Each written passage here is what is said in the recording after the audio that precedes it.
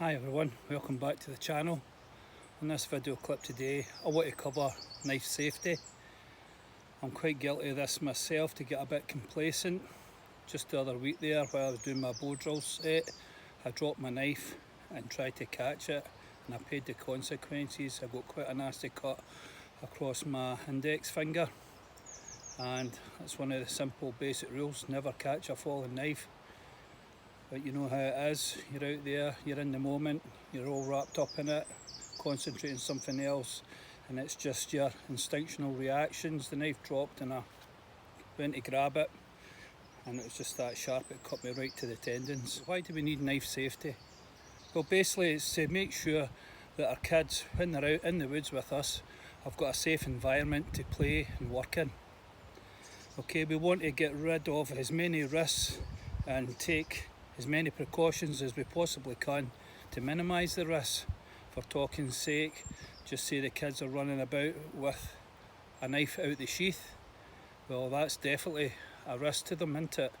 So simply by telling them always put the knife back in the sheath when you're finished doing what you're doing with it, eliminates that risk, just in case they had to trip, fall over and land on the knife.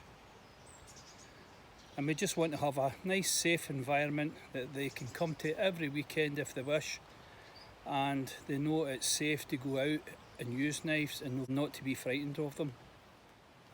Okay then, let's go over some of the rules and some of the tips I would give. If you're going to go into the woods doing a bit of bushcraft, camping or fishing in the wilds, if you're going to use a knife or a bladed item, you must always have a first aid kit with you at all times. It's a must. So when it comes to cutting anything, and let's say the kids have never done it before, give them an explanation, give them a demonstration, get them to imitate what you've done, and then test them to make sure they've got it right. If they have any failures along the way, retest them until they actually pick up what you're trying to show them. And just get the repetitions in until they actually pick the skill set up. That'd be another rule I'd like to put into practice if I was teaching anybody, students or kids. So let's look at some safe practice here. So if I was passing a knife from myself to use, I'd remove it from the sheath and I'd pass it handle first. So you would take it from me with the handle, okay, with the edge pointing down. That's just safe practice, and get into the habit of doing that every time. Another thing when using knives, always make sure they're cleaned when you finish with them, and always check them before you start the task to make sure there's nothing broken on them, especially folding knives which have a lot of moving parts. So always check for maintenance and make sure they're clean to any foods when you finish with them at the end of the day or at the end of the task. Always make sure your knife's kept in a sheath when not in use. So let's say I have my knife out and I'm cutting away here like this, and I'll go, oh, that's my tea ready over at the fire. I don't walk with it to the fire with it in my hand, just in case I trip over a root from a tree or something. Make sure you place it back in before you go and walk to the campfire to get your tea. Get into the habit of doing this all the time. Okay, I've seen somebody stick a knife in their face, the side of their cheek, by kicking a root and tripping, and it was just a tip it touched, but that could have easily been his eye. And something I've been guilty of myself, a couple of months back there, I was doing a bow drill set, got it going, and in the process of sorting my bow drill out, I dropped my knife, and just out of reflex I caught it. As the old saying goes, never ever catch a falling knife. It's a hard habit to get out of because it's instinctual, it's your reflex, and I caught my index finger here, and I gave myself quite a bad one, right to the tendon. I had to put some paper stitches in it. So never ever catch a fallen knife, let it drop to the floor. I was at Blackboard Knives a couple of years back there with Jason Degnan from bushcraft, and we went up to Black Boar's workshop and we're having a look at some of his knives, and while he was showing me, he dropped a knife and he caught it and gave himself some cut. So he just patched it up there on the day, bandaged it and carried on with the workshop that we were at. The following day he had to go to hospital and get microsurgery done in his hand. Cut on a stable surface like a tree trunk.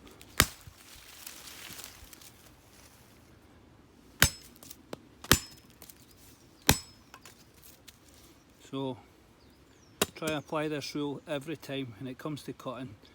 A nice stable surface that doesn't move around.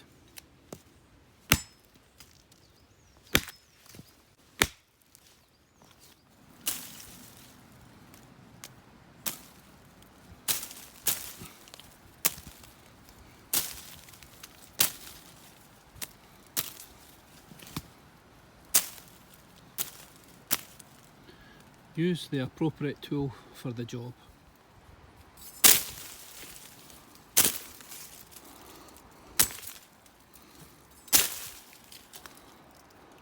This is the appropriate tool for the job. Use sharp tools. If your tool isn't sharp, you need to apply a lot more force to do the cutting task.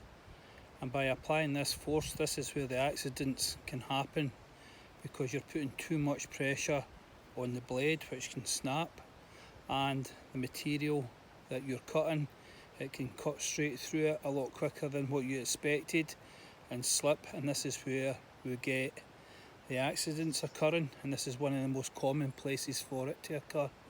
So always make sure that your blade that you're using for the task is as sharp as you can get it.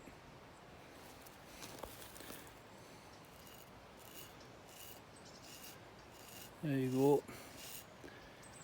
Hair shaving. I know this tool's fit for purpose. When carrying your knife over short distances, make sure you carry it with the tip down and the edge facing away from you. And when working, make sure you have a circumference approximately 3 metres, 360 degrees around about your body, just in case the knife flies out your hand, especially when you've been doing a lot of chopping, clearing trails, and you've been doing it for a couple of hours and you're starting to get fatigued, or the weather turns for the worst and it starts to rain, and these handles on some blades can become really slippy and slip out your hand. So always make sure you have that safe cutting circumference around you, approximately 3 metres. Never allow anybody to horseplay with knives. While I was serving in the Marines, we were asked to do an officer's mess do for a favour, and the favour was, if we'd done it, we got plenty of drink, so we all done it, as you do, being Scottish. And at the end of the night, while we were in the galley, we started playing about with the knives, and one of my friends threatened to stick my other friend with a knife as a joke, and he stuck his hand out of fright, and he stuck the tip of the knife right through his hand. So that was the end of that night, and it was a bit of a beasting session for that one. So never ever let anybody horseplay with knives. Another safety rule and factor with knives is never use them beyond their intended purpose. Now I hear you saying, Alec, you do it all the time in your videos. Yes, I do, and that is because I'm testing them to save you needing to do it, and that's part of the review. So as soon as you start pushing a knife beyond the envelope that what it's actually made or intended to be used for, this is where the problems start to occur. Okay, in a survival situation, we like to know how far we can actually push the knife itself and the steels. If you're not in that situation, never ever do it, because this is definitely one of the areas where it can go drastically wrong. Okay, so never ever push your blade beyond its intended capabilities. get another tool to do it, or stop doing the task that you're doing and move on to something else. When it comes to cutting with a knife, make sure you have the appropriate grips for the cutting that you're doing. So this grip here is a hammer grip. It replicates how a hammer would sit in your hand. Thumb on top is what is termed a sabre grip. Okay. Reverse grip or reverse hammer grip. A foil grip. A chest lever grip here, where we use our chest muscles to separate. Okay, get familiar with all the grips that are required and use the appropriate grip for the cutting task ahead. Now, I don't want to teach you how to suck eggs, but never ever cut or work and cut anything around or on top of your legs. Always off to the side of the body, whether it's to the front, left, right. Never do it on top of your legs.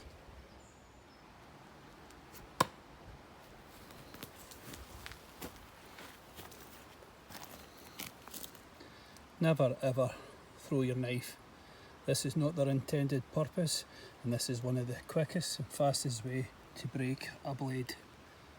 If you're going to throw knives, buy the appropriate tools for the job. Never ever do this.